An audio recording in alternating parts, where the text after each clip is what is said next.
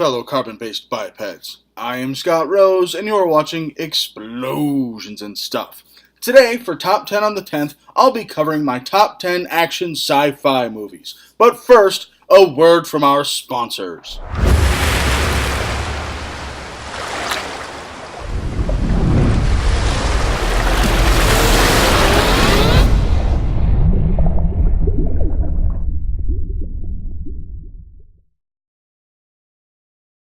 The rules of this list? Well, rule number 1, I have to have seen the movie. Clearly, if I haven't seen the movie, I can't rate it and it can't be on my list. Rule number 2, I'm including supernatural elements as science fiction.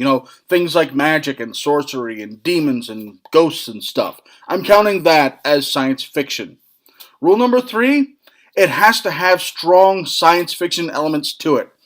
And by that I mean, I'll tell you right now, there will be no Terminator movies on this list because Terminator 2 was the best one, and aside from a couple time-traveling robots, all they did was talk about the future. That was the closest thing to science fiction that movie got, aside from the time-traveling robots. I'm sorry, but that's not enough of a science fiction element for me to consider it a sci-fi action movie. It's just a straight-up action movie.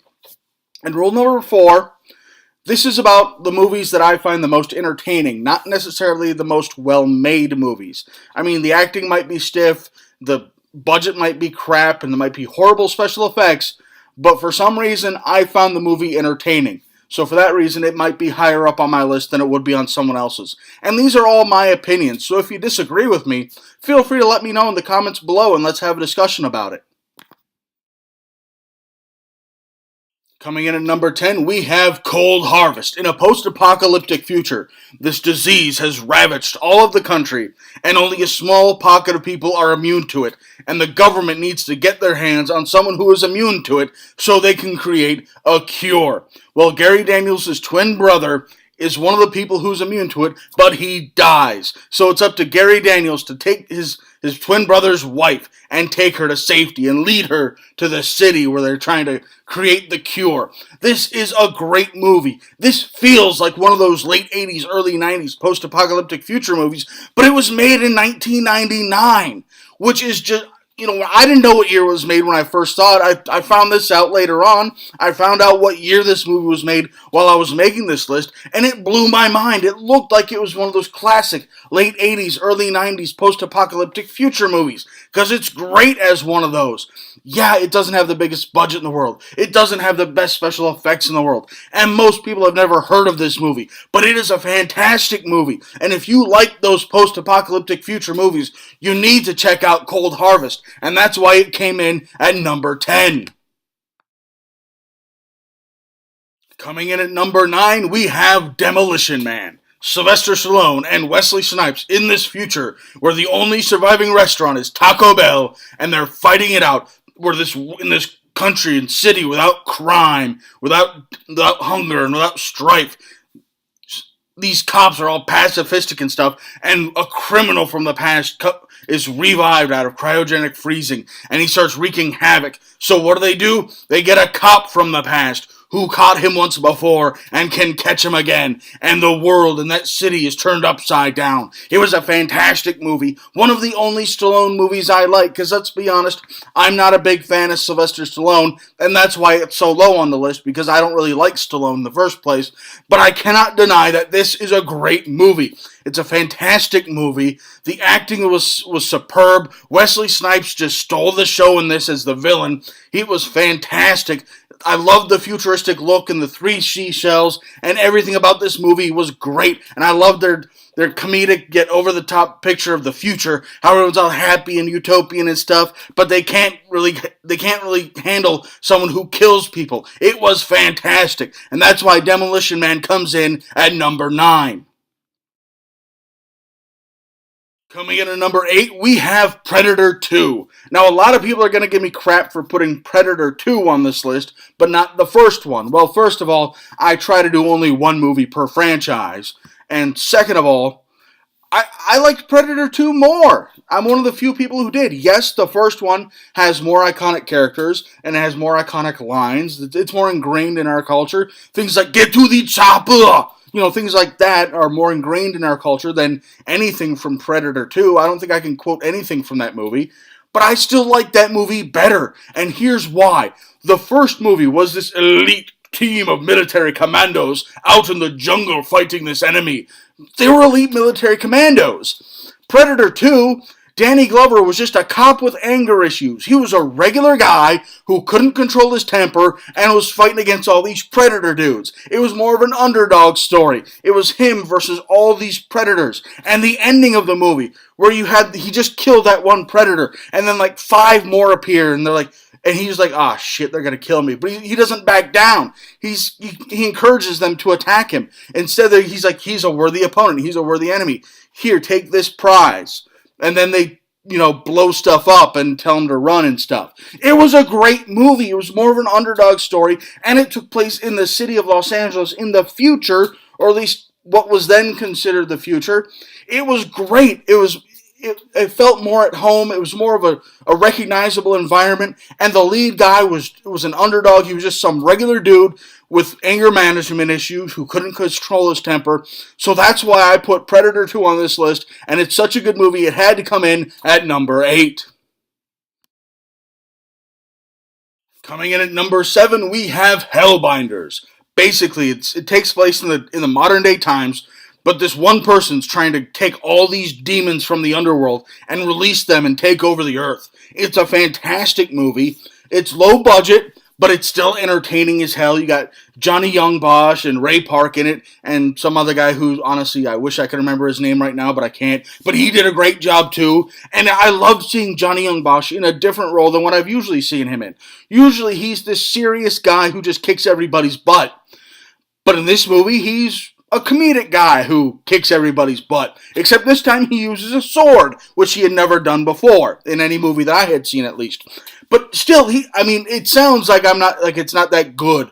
It sounds, by my description, it sounds like his performance was just the same crap he does in every other movie. But it was actually really entertaining. I can't describe it enough. It's not like the top of the list, but it's not the best acting in the world, but it's still really good. It's still really entertaining, and it's a very fun movie to watch. He and Ray Park did a great job playing off each other, both trading smart-ass comments back and forth, and just having a good time. You could tell that they enjoyed working on this movie, and it's a fun movie to watch because they enjoyed making it so much. So that's why Hellbinders comes in at number 7. Coming in at number 6, we have Big Trouble in Little China. Now, if you've seen my other list, my action comedy list, this is one of my favorite movies of all time. In my opinion, it's my favorite movie from the 80s. So why is it ranked so low on this list? Well, let's be honest. The science fiction here does come from that supernatural element, but there's not a lot of it. So that's why it's so low. There's just not a lot of that supernatural element, but it's still a great movie. It's still a fun, entertaining movie. I don't know why this movie didn't really do so well in theaters, but it's fantastic. I love this movie. A lot of people I know love this movie. It's iconic. It's got great lines. This movie is fantastic, and I don't know anyone who could pull off Jack Burton quite like Kurt Russell did. This was a fantastic movie. I love it, and that's why Big Trouble in Little China comes in at number 6. Coming in at number 5, we have Escape from New York. This was one of my favorite movies of John Carpenter's of all time. I love this movie, and this was an indie movie to begin with. This movie had hardly anything for a budget, but it was fantastic, and the character of Snake Plissken has become so iconic. It has encouraged and brought forth and inspired characters like Solid Snake from the whatever video game series he's from that I don't really care about. But this is a fantastic movie. You have Isaac Hayes playing the villain. Snake Plissken going into New York after it's been turned into a prison, trying to find the president of the United States who's been kidnapped. This movie is fantastic. I love this movie. This is the movie that got me into Kurt Russell's work to begin with, and it's glorious. It's fantastic, and I don't think anyone else could properly pull off this role of Snake Plissken. If in anybody else's hands, I don't think this character would have done as well as it did. I love this movie. This is a fantastic movie. I'm pretty sure if you're into action movies, you've seen this movie. I'm pretty sure you've seen Escape from New York. But if for some reason, if by some act of Satan, you have not yet seen Escape from New York, you need to. It is imperative. It is required by law that you have to watch Escape from New York at least once before you die. And that is why Escape from New York comes in at number 5. Coming in at number 4, we have The Running Man, starring Arnold Schwarzenegger and a bunch of other people like Jesse the Body Ventura and other people whose names don't matter. But still, this movie is fantastic. I think this might be one of the first Arnold Schwarzenegger movies I ever saw in my life. If not the first one, it's definitely one of the first 3. It's fantastic. I love this movie. I mean, yeah, if you read the book and then compare the two, the movie's pretty much crap because it's almost in no way based on the book it's supposed to be based on. But by itself, as a standalone movie, as an original product, it is a fantastic movie, and it perfectly captures the game show craze that was going on in the late 80s. That everyone loved game shows, so it only made more sense to make The Running Man into a game show. It was fantastic. It was glorious. Very entertaining. Great special effects for the time. And just absolutely amazing movie. And that is why The Running Man comes in at number 4. Coming in at number 3, we have Universal Soldier. Let's be honest, I'm a big fan of Jean-Claude Van Damme and Dolph Lundgren. I love both of these actors. So it's a no-brainer that I'm going to love this movie, that I'm going to love Universal Soldier.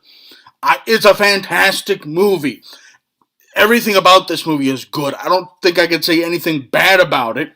It's a fantastic movie to watch. It's entertaining. The special effects are good for their time, but really a lot of the effects are practical effects.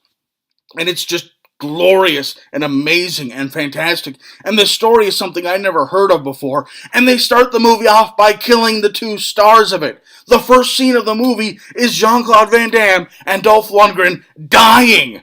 What the hell? That is great. That's amazing. It's original. It had never been done, and I loved it. This movie is fantastic. It's one of my favorite movies of all time, and that's why Universal Soldier comes in at number 3.